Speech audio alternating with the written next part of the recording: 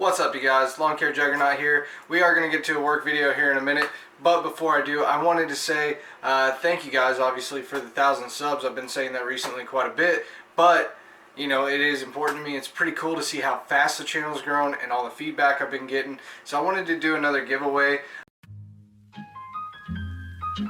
Like and subscribe. What are you doing? Do it now.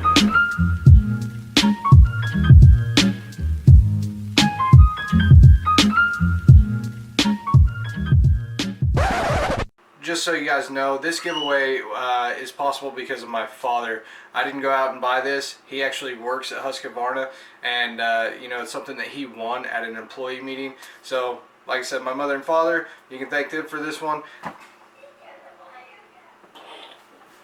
So I've got two of these Husqvarna attachment series trimmers here.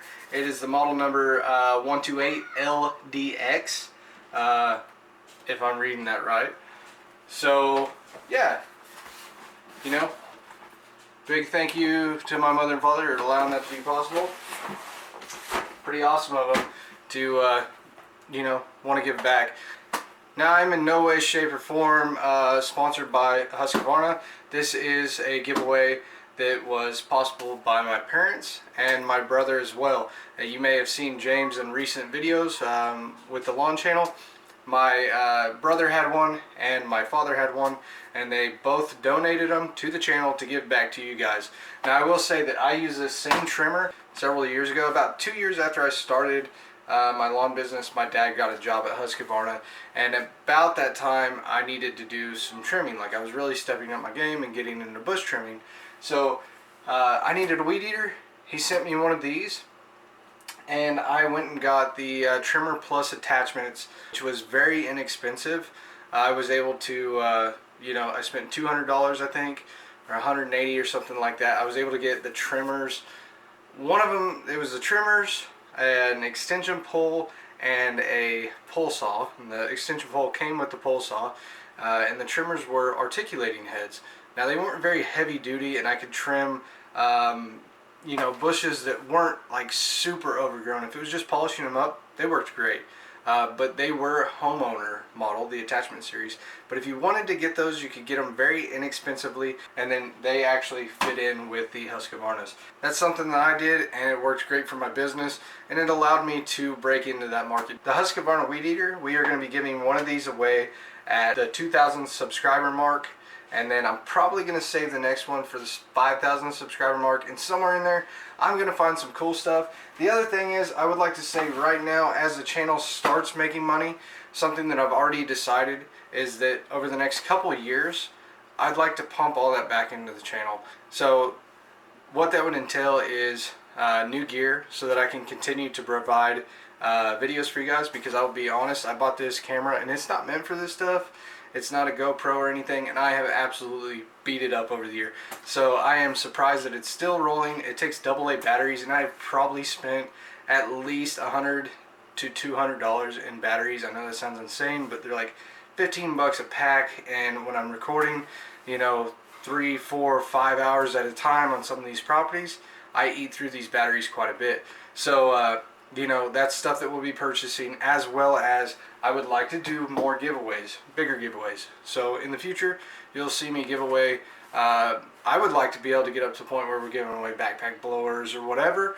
And I don't know the logistics behind it, so let's just assume that you have to be in the US for this until I figure out anything else. If you'd like to enter to win in this giveaway, just leave a comment down below and tell me what you do or don't like about this channel, or whatever you want. Just leave me a comment. Just so you know, I'm putting my best foot forward to reply to all the comments in the channel, because I see all the support that you guys have given me. So I want to make sure that you understand your dedication to this channel is important to me, and I want to be as dedicated to you. Looking forward to seeing who the lucky winner is. Okay, I'm really excited for this. So just to clarify, the giveaway will be at 2,000 subscribers.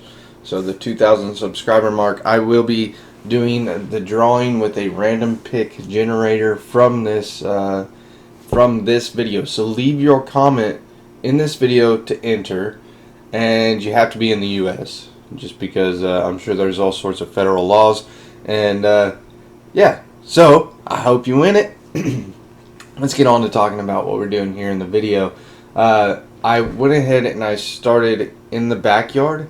The front wasn't too bad, but sometimes I'll start in the front, sometimes I'll start in the back. The majority of the time I'll start in the backyard. And that's just because, like, if there's a whole bunch of leaves in the front and I know I've got to go through the front yard, or a whole bunch of leaves in the back and I've got to go through the front yard, I don't want to trash out the front yard when I've already cleaned it. But having said that, there are plenty of times where I will clean the front and then clean the back. It just depends on the job, because in all honesty, every job's different, and that's something you'll figure out. You think it's kind of cookie cutter, and it's just cleaning up leaves.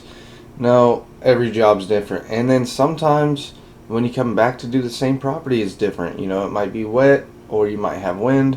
Like, we were fighting the wind today. It wasn't bad at all in the back, because we've got this large fence on one side and then 6-foot fences around the rest of it. So really the only main obstacle back here was the fact that they were wet and kind of matted down. And then we have this picket fence, so it's a fence within a fence. Kind of a pain. I never really like that when we do that.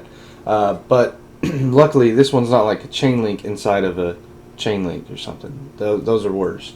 This is just a little picket fence. When it comes to mowing, that's not difficult at all.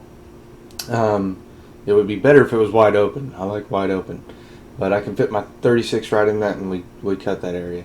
So what we're doing is we're just going to pile it all up on to the driveway. We're going to come back and tarp all that up. And so, like, James is cleaning it off the fence here, and he's going to get into the pile. And at some point, I flagged him down and I said, "Nah, just break that out. You're going to waste your time." So this would have been about right here, I assume. But it's one of those things, you'll just keep fighting the same problem, and maybe I haven't called him off it yet. It's funny how this stuff works. I'll be yep, see, I just called him off. There's a point where it's just not worth it. You're not saving time. So like this pile would have taken much longer to push to the street, and with the wind up front, it would have blown right across the lawn we're going to clean up. So it would have been more work, because all these are really saturated. He was doing a camera check. I showed him how to use a camera, so now he's probably got a complex about it actually recording. Anyways, yeah, we'll come in and we'll rake all this up, tarp it up, and drag it out, because if I use a mower to push it, it'll only do so much. It's just one of those things. I find the quickest route, even though I bill by time, I always find the quickest route, what's going to be the fastest, what's fair for the client, what's fast for me. I don't like being on a property longer than I have to. So if I spend an extra 45 minutes pushing this pile up with blowers, it's not going to do anything but irritate me. And if I see my employees doing stuff like that, like in the past I've had employees, and James is working with me right now, but if I ever saw stuff like that, like, I don't like dragging things out. I'm always looking for the most efficient, and it all comes down to just being fair with your clients, because they're paying for your service. So obviously do what you have to do. Look at the neighbor, he's pouring stuff in there. It's okay. It's okay. I told him he could. He filled up his trash can, and he had like another trash can worth. And I said, "Hey man, go ahead and dump that in this pile." And while he's not buying my service now, I just made a mark on that guy. So, and I had a conversation with him. And when it comes time that he needs a service, he may go with me if he sees me. He's more likely to use me than somebody random. So, during the season, I've got my name and phone number all over the yards that I service, and so the neighbors can easily identify that we've got 3 properties or 4 properties or this one on the block and who's doing it. And when it comes to advertising, it's all about consistency and being in front of their face at the right time. And that's why I put banded signs, the little square signs that you can buy, not the tiny ones that are like what you would see for weed control, because I've used those before. the little 6x6 cards.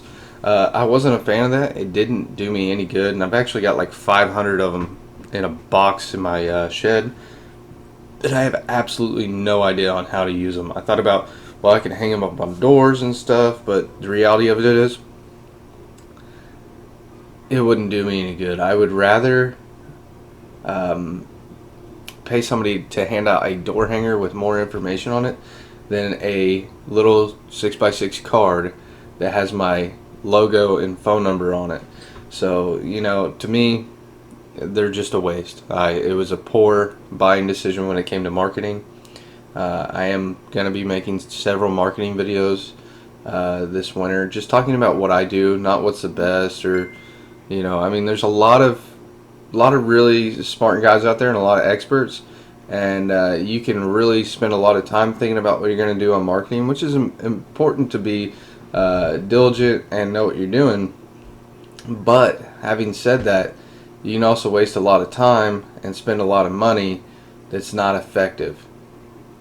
So James is pulling that up front, and while he is, I'm getting this in shape and ready to go, and apparently pulling up my pants because my belly's getting big and it's pushing it down. Anyways, so back on the marketing thing. It's just one of those things that as you continue to be in business, and the longer you're in business, the more you're seen, because you're at more properties, you're in the neighborhoods more often, you're putting your door hangers or doing mail outs or doing Facebook ads, or, you know, if you're going to do Facebook ads, target them in the area you're already servicing or the area that you would like to service. And then it's all about timing.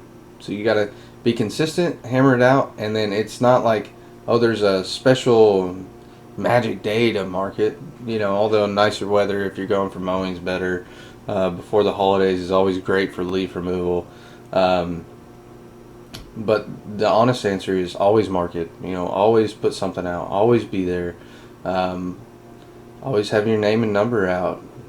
We toss out door hangers all year round. I haven't done anything during the fall because I've been very, very busy. And you guys may have seen Aaron on here. Well, Aaron has his own company, and basically what we did is we linked up together for leaf removal. He has a website that is generating him a lot of leads, and so it's doing very well. But where he's at in business, he does not have the equipment or the manpower or the technical ability yet, because it takes a season to learn. And so it works out kind of perfect for him because, he approached me and he said, man, I've got to give these leads to somebody. Are you interested in some work? And I said, sure. And I said, I'll pay you for the leads that I land. Because when I get somebody calling me, or when I call somebody, and it's a hot lead, so they already contacted him about service, that's a hot lead. I call them and set it up. So it's pretty easy to land the large majority of those. And so I told him I would give him $25 per lead, plus if he would like to work, he can make his own hours. He's got his own blower. I'll give him $15 an hour when he wants to be there. So, pretty good deal for him. That is a 1099 scenario, a scenario where somebody is showing up with you every day and working with you every day, and they're using your equipment and you're scheduling them. That is a W-2 scenario, and I know there's been a lot of talk about that, and it's like a witch hunt right now, but I just want everybody to know it's one of those things that you can use both in your business. It just depends on what the scenario is. So if I subcontract somebody to do some work, like cut a tree down, or pulling bushes out for me, or whatever it might be, maybe doing some sod or some irrigation work, and I subcontract that out, or they're their own company and they're freely coming in and off the property, that is a 1099 scenario. And a scenario like this where James is working with me, and you guys have seen Johnny and stuff like that in the past, that's all W-2 scenarios, where they're legit. employee. And, that's really what you want to be. It's good for your employees because they're not going to get hit with a big, oh my God, I owe this at the end of the year. It's a shock and awe thing, You get it, and I remember the first time I got a 1099. But by the way, it is very, very common for people to have 1099s in this industry and contracting in general. Every contractor I've ever worked with, I have had a 1099, and I'm okay with that because I understand how it goes. I mean, there's this period, and I know people are talking about it, but there's this period where you're not going to be doing stuff in business right. And I'm not encouraging you to do things wrong, but I am saying you just won't know. You won't have not saying you won't have the ability, but there's this, you kind of learn as you go. And if you don't have a previous business experience, you might not do things wrong. Like, you're probably not going to file your taxes for the first or second year. You know what I mean? You don't have to tell me in the comments if you haven't filed your taxes, but, just give me a thumbs up or something if you know what I mean. Because, like, my first couple years in business, I freaked out about it all the time. I'm like, oh no, they're going to take everything. They're going to take everything. I haven't filed yet. Oh, they're going to take everything. Well, we ended up getting everything sorted and filed out.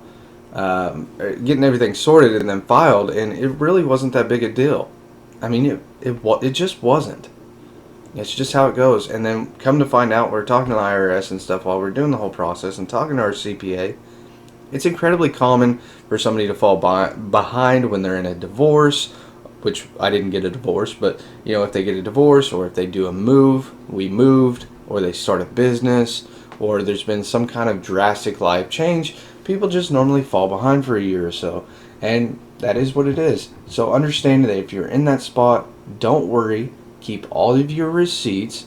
If you haven't kept all your receipts, start keeping all of your receipts and write everything off.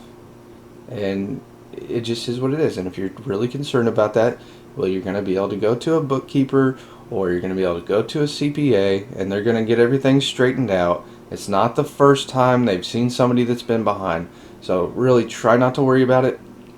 It really is one of those things that it's just learning as you go. So some of these guys come in and they're from an office scenario. In my opinion, I would be willing to bet money on the fact that most people that get into the lawn business or some type of contracting where they're actually performing a blue collar job, I would highly I would bet money that they don't have much office experience, or they're not that comfortable in front of a computer, or when it comes down to doing stuff like that, they freeze up. Ask me how I know. It's because I'm that type of person.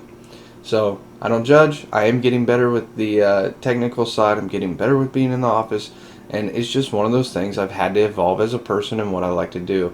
So don't get scared about that stuff, man. I'm really candid. I'll be really honest with everybody. I just do not care what somebody thinks, if they think I'm right or wrong, because the fact is everybody does it a little bit different. And as long as I'm doing everything legal, which I know up to my knowledge, I'm doing everything legal in my business because I strive for that. I don't hide money, because the fact is one day I'm going to get audited. One day something's going to happen, and I don't want an issue to ever arise going, oh, you weren't doing it legal, here's a big charge. And so don't hide money, don't claim your employees wrong. It's just one of those things, like, just do what you got to do, but try not to do the wrong thing for too long if you know better, because the fact is one day it will bite you.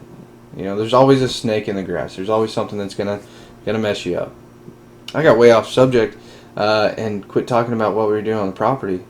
But right now we're doing the bulk pass on the front yard. I'm going to push all this up towards the street.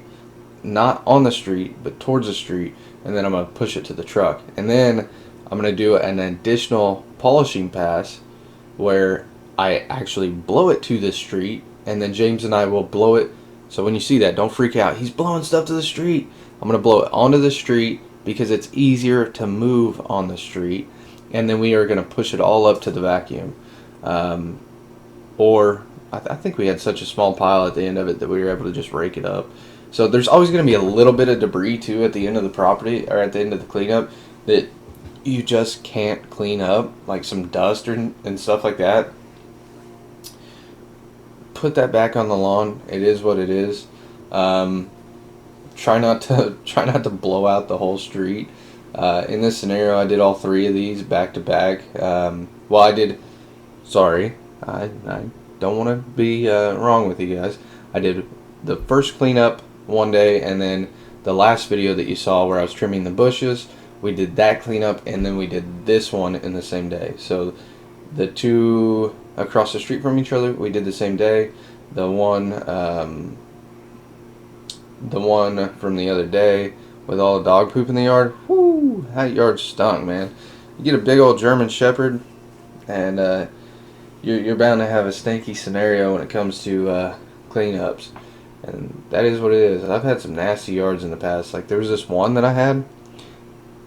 People like hearing about dog poop too. I don't get it, but anyways, there was this one yard I had. It was probably 500 square foot, and there was a trampoline in it, so there's even smaller amount of turf area. And I had to weed eat the back because I couldn't fit my 36 in it. And this is several years ago now.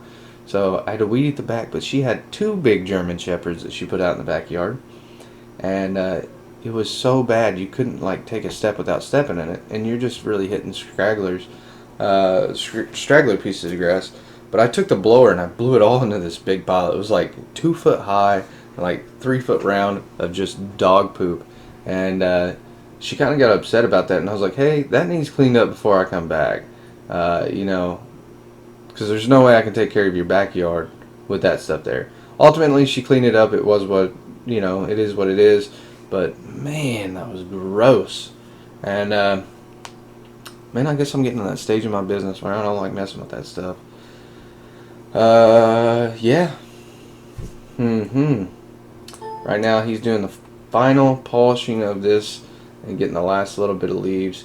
I think we hit the front yard with the polishing pass, I don't know, 3, maybe 4 times. So I don't know if I have all that on camera, but yeah, it was well, I don't know. I think I did the other couple while he was doing the vacuuming. But the you know, the amount of polishing really just comes down to the type of client I have at hand. This client's pretty particular, so I wanted to make sure there's an extra pass, especially since when Bermuda is dormant, it's kind of blonde. So it shows all the imperfections, all the little sticks, twigs, little pieces of the leaves left, and it kind of is what it is, but do the best I can. So what do you guys think of that? That's 2 properties knocked out, some bush trimming on both of them. While James was raking and tarping in the backyard on that one, I went ahead and just, you know, buzzed over what needed trimmed in the front, and it wasn't a whole lot of trimming. So, you know, 2 yards, leaf cleanups and trimming. Since I was doing the leaf cleanups, I just billed the trimming on time. And you know, you could say, well, you could make more if you... Yeah, I know, dude. I know. But I'm totally cool with just billing my clients on time. As long as our man-hour rate is met, I'm happy. I'm not out to be greedy. I do need to make that man-hour rate, and that's something that I used to... Oh, I don't know if I can charge that much.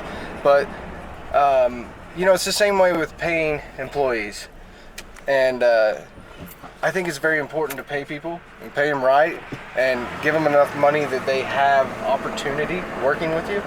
And I didn't used to think that way. I was like, oh, I could get them for $10 an hour, and I can't pay them $10 an hour. So I'm rattling on too much about that, I think. But somebody asked what our thoughts were on the Echo 8010. What are your thoughts? Without cussing. It's a beast. It's a beast. There's not much I have to say negatively about the 8010. I will say there are times that it takes what I feel is a long time to warm up.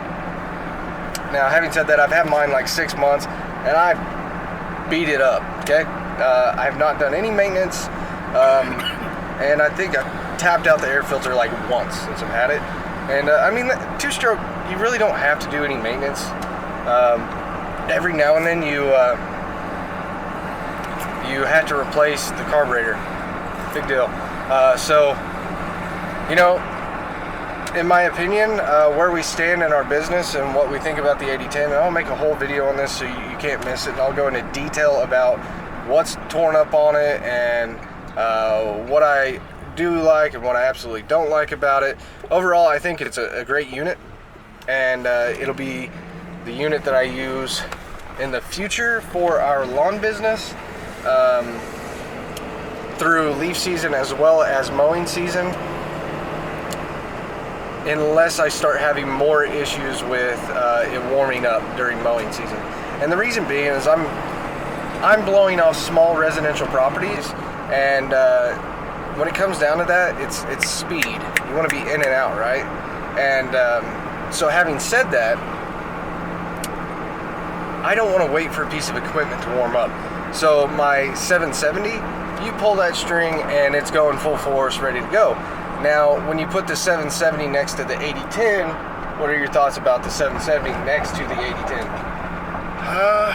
770's alright, but next to the 8010, it's nothing. It feels like a handheld blower. Yeah. And the 770, I was like, this blower is awesome.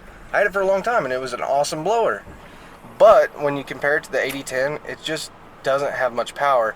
And so like when you're in the mowing season and you're blowing grass, you can stand basically on one side of the driveway and just blow off the whole driveway. You don't have to cut down the middle and get one side going one way or one side the other. But yeah, that's my thoughts on it. I think it's a great unit. Takes a little while to warm up sometimes. I know they had a few problems here and there, like the hose crinking up and stuff. I've ripped a hole in my hose already, the softer part of it. Not too concerned about that. That's wear and tear. That's my fault. And I've broke a piece on the bottom of it. Again, my fault. I will make a video talking about what I do like about it and what I don't like about it. But overall, the actual leaf cleanups, the first one was how many man hours? Today? Yeah. 2 hours. Okay. There's So 4 man hours. 4 man hours. So, explain how you get that already, because that took me a while. We were on the property for 2 hours. That's 2 people on the property. So that's 2 hours per man. Therefore, 4 hours. 4 man hours. We were on the second property 2 hours as well. So again, 4 man hours, 8 total man hours that we're billing out for the day. It's just a part-time. During this time of year when it slows down, it would be full-time if I was solo. Since my brother's here, it's kind of part-time, which is really kind of nice because I'm spending a lot of time in the office getting things prepared for next year, as well as I'm brainstorming and coming up with not only video ideas, but as I'm doing things for myself through the winter, I'm going to be making videos for you guys, showing what I'm doing so that you have action steps on things that you can do to better your business. If you're behind me, if you're ahead of me and you see me doing something and you're like, hey, that didn't really work for me, don't be shy, man. Tell me that didn't work, and then explain to me why, and I will listen. Like, I try to learn from everybody that I meet. I'm under the firm opinion that I can learn from everybody I meet, and it's good to be coachable. So yeah, that's my opinion. I'm gonna jump off here. We're gonna go we're gonna go get something to drink first, and then we're gonna hit the dump. So we're gonna go take a dump At the dump. We're gonna go take a dump at the dump. We're out, guys. You have a good one. We'll see you soon. Like and subscribe. Yeah. Like and subscribe. What are you doing? Do it now.